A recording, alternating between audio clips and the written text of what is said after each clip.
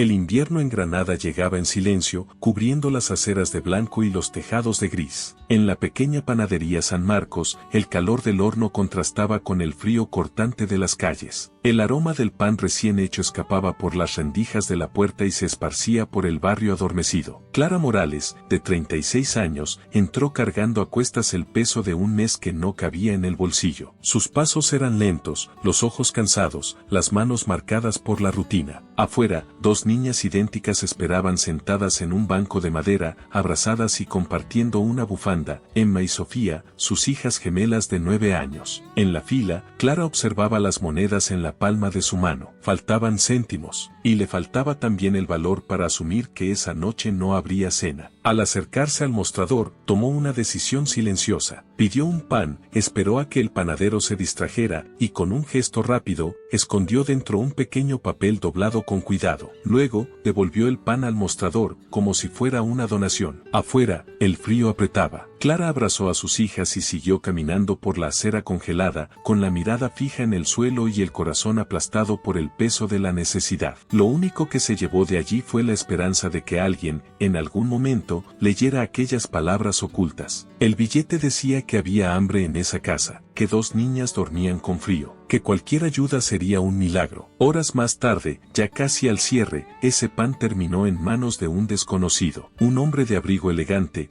expresión seria, mirada ausente. No era cliente habitual de la panadería, pero había entrado por impulso. Tomó algunos productos y, al ver el pan destinado a donación, también lo llevó consigo, sin saber lo que contenía. Esa noche, al llegar a casa y partir el pan por la mitad, sintió la resistencia de algo inesperado. Era un papel. Lo leyó. Silencio. Volvió a leer. Más silencio. Algo se movió en su pecho. Aquello no era solo una petición de ayuda. Era un llamado. Y la respuesta que daría, cambiaría todo. Tomás Delgado no solía cenar en casa. La mayoría de las noches terminaban en reuniones frías, restaurantes de lujo o habitaciones de hotel que no sentía suyas. Pero esa noche, por alguna razón, se había desviado de su rutina. Compró pan, leche, algunas cosas básicas, y ese pan en particular, el de la cesta de donaciones, lo había agarrado sin pensar. Al llegar a su apartamento en el centro de Madrid, un lugar moderno y silencioso, dejó las bolsas sobre la encimera. Fue entonces cuando, al partir el pan para calentarlo,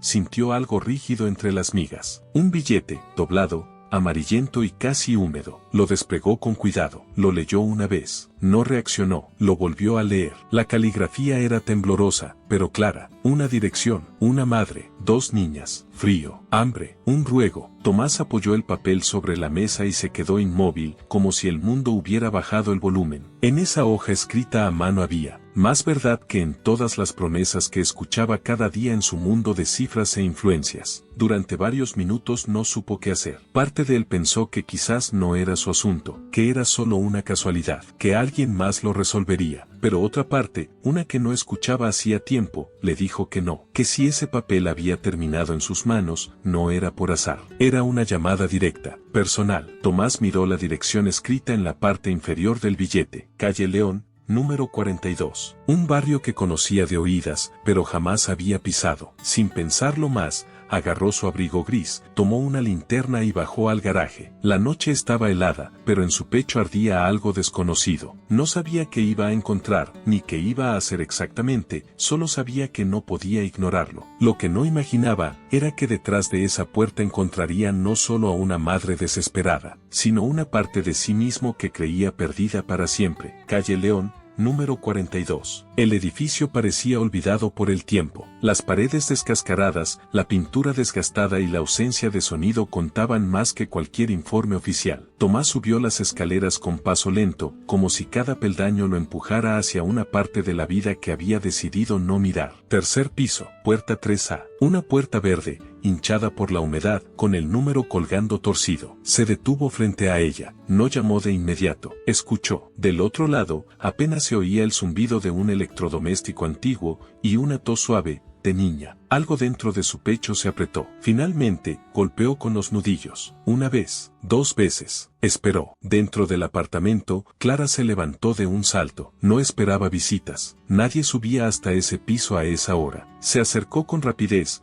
recogió a las niñas y les indicó en silencio que se quedaran quietas. Luego, respiró hondo y abrió con cautela. Lo que vio al otro lado la dejó inmóvil. Un hombre alto, con un abrigo gris y mirada cansada, sostenía en la mano un papel arrugado. No dijo una sola palabra, solo extendió el billete. Clara reconoció su propia letra. Se quedó en silencio. Miró a sus hijas, que ahora la observaban con los ojos abiertos, sin entender. Una parte de ella quería cerrar la puerta, desconfiar, protegerse, pero otra, agotada, vencida, sin más energía para fingir, simplemente respiró hondo. Tomás no hizo preguntas, no ofreció dinero, no prometió soluciones, solo entregó, en silencio, lo que quedaba del orgullo, y dio un paso al interior. Esa noche, no salvó a nadie, pero por primera vez en años, vio con sus propios ojos lo que significa sobrevivir en silencio. Y en ese silencio, algo se movió. El silencio entre ellos era espeso, casi tangible. Tomás seguía de pie en el umbral, con el billete extendido entre los dedos. No insistía, no hablaba, ni intentaba explicar nada. Solo esperaba, como si supiera que en ese lugar, las palabras no tenían tanta fuerza como la presencia. Clara no lo tocó, no por miedo a él,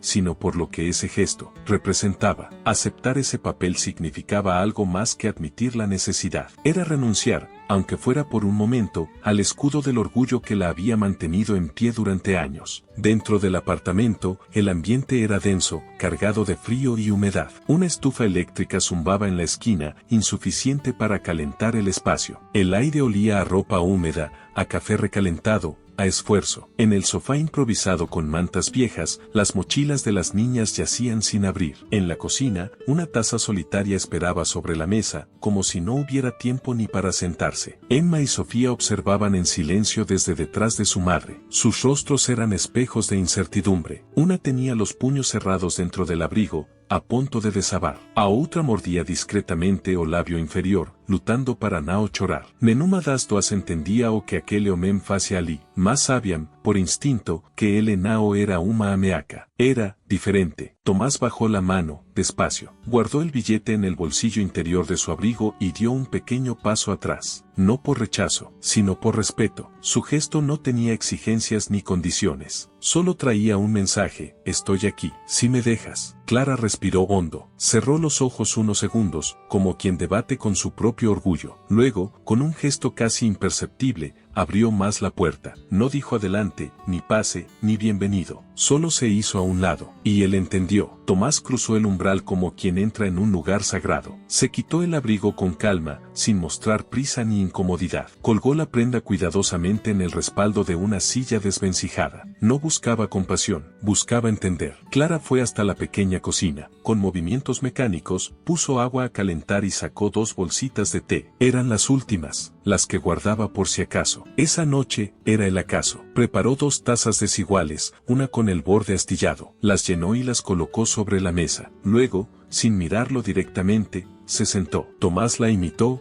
en silencio. No hablaron, no hacía falta. Entre sorbos tímidos, él observaba cada detalle, cada grieta en la pared, cada cicatriz en las manos de Clara, cada sombra en los ojos de esas niñas que aún no habían dicho una sola palabra. Era la primera vez que Tomás no se sentía fuera de lugar. Aunque todo en esa casa le resultara ajeno, algo en él empezaba a encajar. La taza en las manos de Clara temblaba un poco, no por el frío, sino por dentro. Esa clase de temblor que aparece cuando uno ya no sabe si aguantar o rendirse. Frente a ella, Tomás sorbía su té con cuidado, sin atreverse a romper el frágil equilibrio que se había formado entre los dos. Las niñas seguían allí, sentadas en silencio junto al sofá, con la mirada fija en su madre. No decían nada, pero sus cuerpos hablaban. Emma se acurrucaba sobre sí misma, mientras Sofía empezaba a quedarse dormida con la cabeza apoyada en el brazo de la otra. Era tarde, muy tarde, y no habían cenado. Tomás lo notó, no porque alguien se lo dijera, sino por los gestos, los ojos cansados, la forma en que Clara sostenía la taza, como si estuviera sosteniendo el día entero con esas manos. Entonces, con un movimiento lento,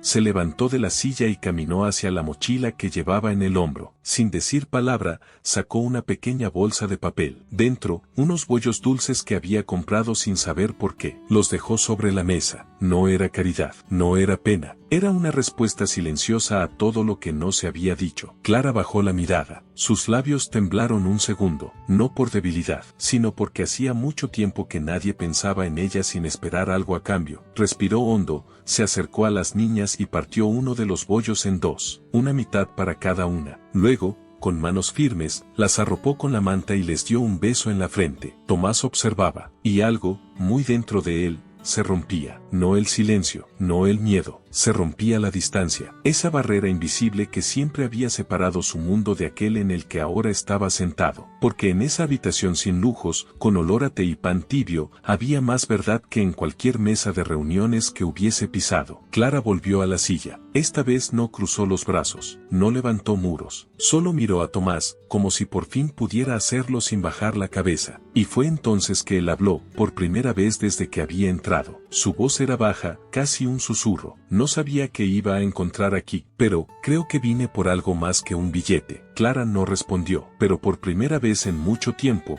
sonrió. No una sonrisa de cortesía, ni de agradecimiento, sino esa sonrisa pequeña, rota y real, que nace cuando alguien, por fin, te ve. Esa noche, Tomás regresó a su apartamento mucho más tarde de lo habitual. La ciudad estaba casi vacía. Las luces de los edificios parpadeaban como si también tuvieran frío. Todo parecía igual, pero dentro de él, algo ya no lo era. Subió al ascensor sin prisa. No miró el teléfono. No revisó correos, ni siquiera encendió las luces al entrar. Dejó el abrigo sobre una silla y se sentó en el borde del sofá, como si no supiera qué hacer con el peso que llevaba encima. No era físico, era otra cosa, algo más silencioso, más humano. La calefacción seguía encendida, el ambiente era cálido, limpio, perfecto, pero todo le pareció distante, frío, vacío. Observó su propia casa como quien observa un hotel que no reservó, elegante, funcional, pero sin alma. Las paredes estaban decoradas con cuadros caros que jamás había mirado con atención. En la cocina, una cafetera automática marcaba la hora. En el comedor, la mesa seguía puesta para una cena que nunca llegó. Se recostó hacia atrás y cerró los ojos. El recuerdo del pequeño apartamento de Clara no lo soltaba. Podía ver la manta vieja sobre el sofá, el sonido leve del hervidor, el crujido del pan al partirse. Podía ver el gesto cansado de una madre cubriendo a sus hijas, la forma en que les dio de comer antes de pensar en sí misma, el silencio absoluto, aceptado, habitado, sin necesidad de adornos. Por primera vez, entendía lo que significaba tener poco, y aún así, dar todo. No había drama, no había espectáculo, solo había dignidad en estado puro. Tomás abrió los ojos lentamente y se levantó. Caminó hasta la ventana del piso 18. Desde allí, Madrid parecía un océano de luces tranquilas. Durante años, había perseguido cada una de esas luces como si en ellas estuviera la respuesta, la clave, el sentido. Pero esa noche, descubrió que no era allá afuera donde debía buscar, era dentro, y nunca había mirado tan adentro como ahora. Se llevó las manos al rostro y dejó que el silencio hiciera su parte. No lloró, no habló, solo se permitió sentir. Algo que hacía tiempo había olvidado cómo se hacía. No sabía qué pasaría a partir de ahora. No tenía un plan, pero sabía, con la certeza que solo tienen los que tocan la verdad de cerca, que nunca Maíz podría vivir igual. Porque una madre, dos niñas y un billete dentro de un pan, le habían mostrado algo que ningún imperio de millones pudo comprar, el valor de lo esencial. Los días pasaban sin anuncios, sin promesas, sin finales felices de película, pero algo se había encendido, y ya no se podía apagar. Tomás seguía su rutina, reuniones, trajes impecables, agendas ajustadas. Nadie en su entorno notaba la diferencia. Todo parecía igual por fuera, pero por dentro, nada era como antes. El recuerdo del apartamento 3A lo acompañaba a todas partes. No podía sacarse de la cabeza la manta remendada sobre el sofá, el olor a té barato, el susurro cansado de una madre cubriendo a sus hijas antes de pensar en sí misma. En su mundo de lujo y eficiencia, esa escena había dejado una grieta, y por esa grieta, entraba luz. Tomás no volvió a tocar la puerta de Clara. No quería forzar una conexión, no buscaba gratitud, pero comenzó a moverse, en silencio, con respeto. Una mañana, hizo una llamada a un viejo amigo de la alcaldía. Preguntó por los programas de asistencia social, como quien simplemente quiere informarse. Días después, una donación anónima apareció en la escuela del barrio, suficiente para cubrir el almuerzo de los niños becados hasta fin de curso. Nadie sabía de dónde venía, pero alguien, en algún lugar, había decidido mirar de verdad. Y en otra mañana helada, colgó discretamente una bolsa en la manija de la puerta del 3A. No llevaba nota, no tenía firma, solo productos esenciales, leche, pan, papel higiénico, artículos de higiene y un paquete de galletas con forma de osito. Nadie le había dicho que a las niñas les gustaban, pero él lo sabía. Clara encontró la bolsa al salir para el trabajo. No preguntó, no compartió, solo la entró en silencio e hizo espacio en el armario. No por costumbre, por intuición, porque cuando una ayuda llega sin ruido, se siente como abrazo,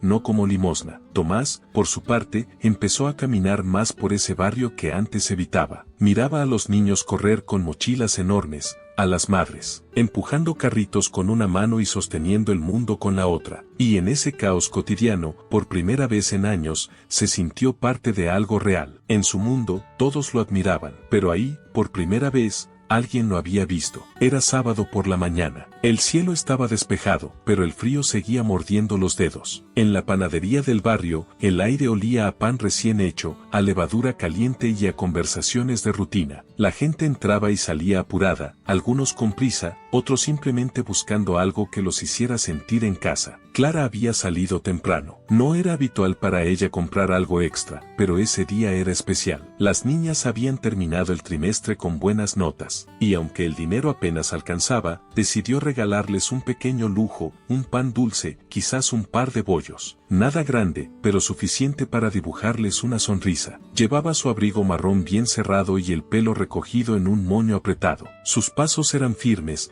aunque por dentro iba repasando mentalmente cada gasto de la semana. Desde hacía algunos días, alguien dejaba bolsas en su puerta, discretamente, sin notas, sin nombres. Clara no sabía quién era, pero sí sabía reconocer la intención detrás de cada gesto: respeto, cuidado, humanidad. Mientras esperaba en la fila, sintió algo, no un sonido, no un contacto, una presencia. Se giró despacio y lo vio. Allí estaba Tomás, a pocos metros, solo, sin escoltas, sin abrigo lujoso, sin la distancia que había marcado su primera visita. Vestía sencillo, con un suéter oscuro y el rostro sereno. No parecía un hombre con prisa, parecía alguien que había vuelto. Sus miradas se cruzaron. No hubo palabras, tampoco gestos, solo un instante de reconocimiento silencioso, como si ambos supieran que este momento no era casualidad, como si, de alguna forma, lo hubieran estado esperando. Tomás no se movió, no dio un paso más, bajó levemente la mirada. Clara tampoco se acercó, no hizo preguntas, ni buscó respuestas. Lo observó unos segundos,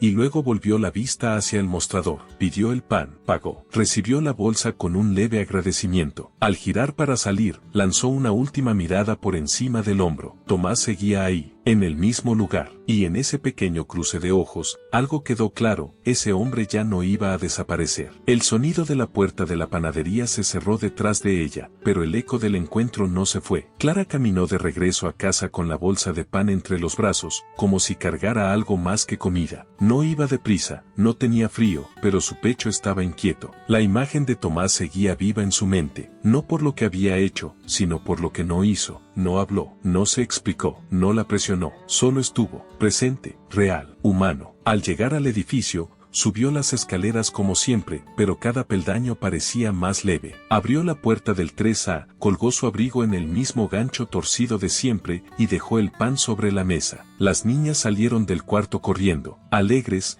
emocionadas por el premio de ese día. Clara las observó con ternura, sonrió, no como una madre que disfraza el cansancio, sino como alguien que, por dentro, empezaba a soltar el peso. Pasó el resto del día entre tareas, risas y cosas simples, pero algo, sutilmente, había cambiado. Ya no revisaba la puerta esperando otra bolsa misteriosa. Ya no se sentía sola en el mundo. Tampoco entendía por qué, pero sabía que alguien, en algún lugar, la veía. Esa noche, mientras doblaba la ropa de las niñas, sus dedos se detuvieron sobre una camiseta pequeña. Una de esas que ya no les queda, pero que guarda recuerdos. La miró largo rato. Luego, la dobló con cuidado y la puso aparte. Quizás para regalarla. O quizás, simplemente porque estaba lista para dejarla ir. Clara no era una mujer de grandes gestos. No necesitaba palabras para agradecer, ni promesas para confiar. Pero esa noche, Antes de apagar la luz, se quedó unos minutos sentada en la orilla del sofá, en silencio. No oró, no pidió nada, solo respiró, y por primera vez en años, sintió que estaba segura. Pasaron semanas. No hubo visitas inesperadas, ni sobres con dinero bajo la puerta. Tomás no volvió a aparecer en la panadería, ni en el edificio, y sin embargo, nunca se había ido, porque algo de él se había quedado en Clara, en la forma en que ahora miraba a sus hijas, en la calma con la que preparaba el café, en la certeza, silenciosa pero firme, de que no estaba sola. Clara seguía trabajando. Las facturas no desaparecieron, tampoco los turnos largos ni los pies cansados al final del día, pero todo tenía otro color, como si hubiera recuperado un pedazo de sí misma que pensaba perdido, aquel que creía enterrado bajo la rutina, el miedo y la necesidad. Una tarde, mientras doblaba sábanas en una de las oficinas donde limpiaba, su jefe la llamó. Le dijo que había recibido una recomendación especial, que alguien la había propuesto para un nuevo cargo en otra sede, mejor horario, mejor salario, más cerca de casa. Clara no preguntó quién había hecho eso, sabía la respuesta, y no necesitaba confirmaciones. Aceptó, con serenidad, con orgullo, con esa dignidad callada que siempre había sido su escudo. Tomás, por su parte, también cambió, de forma lenta, discreta. Empezó a rechazar proyectos que ya no le decían nada, delegó responsabilidades que antes lo consumían, y,